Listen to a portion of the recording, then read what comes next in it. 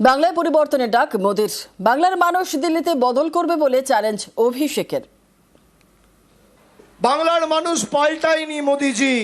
আপনি চান যাতে বাংলা আত্মসমর্পণ করে, বশ্যতা স্বীকার করে, মেরুদণ্ড বিক্রি করে, মাথা নোয়ায়। জয় শ্রী রাম বলে সভা শুরু করতো, এখন জয় মা কালী আর জয় মা দুর্গা বলে সভা শুরু করছে।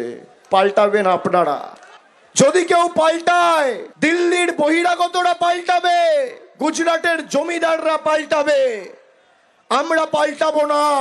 আগামী দিন আপনার দিল্লির গদি চূর্ণ বিচূর্ণ করে আপনার ঔদ্ধত্য অহংকার ভাঙবে। পাল্টাবেন আপনি, পাল্টাবে বাংলার মানুষ না।